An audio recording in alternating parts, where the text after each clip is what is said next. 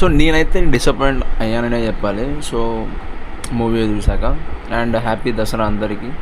So మామూలుగా మా రాయచూరులో నాకు తెలిసి ఒక చోటే బొమ్మ పెడతారు అనుకుంటా. సో అది కొత్తపేటలో మాత్రమే.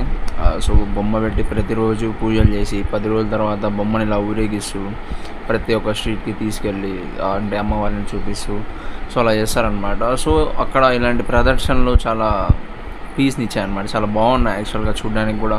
సో అందరూ కూడా అమ్మవారి ఊరేగింపు ముందర ఇలా చేస్తూ సో పటాకులు కాలుస్తూ సో ప్రతి ఒక్కరు ఎంజాయ్ చేస్తూ వచ్చారనమాట ప్రతి ఒక్కటి కూడా. సో చాలా మంచిగా అనిపించింది అది మాత్రమే. And coming to Kantara, so మనం ఎప్పుడు మూవీ చూసాక ఒక ఫస్ట్ పార్ట్ అంత పెద్ద హిట్ అయిన తర్వాత సెకండ్ పార్ట్ మీద కూడా మనకు అంతే హోప్ అంటే ఎక్స్పెక్టేషన్స్ ఉంటాయన్నమాట. కానీ ఎందుకో ఈ సినిమా రీచ్ అవ్వలేదు అనిపించింది అంతగా. సో అంతా బాగుంది, పర్ఫార్మెన్సెస్ చాలా బాగున్నాయి. కానీ మూవీనే ఎందుకు కొన్ని చోట్ల హై, కొన్ని చోట్ల లో, ఫ్లాట్ నరేషన్లో వెళ్ళిపోయింది అనిపించింది. అండ్ ఫైనల్గా మా అన్నని అడిగాను, నా మూవీ ఎలా ఉంది అంటే, అరే నన్ను ఎందుకు వీడియోలు పెడతాను ముఖం పక్కన పెట్టుకున్నాడు. దసరా శుభాకాంక్షలు వెన్నెల. దసరా శుభాకాంక్షలు రా.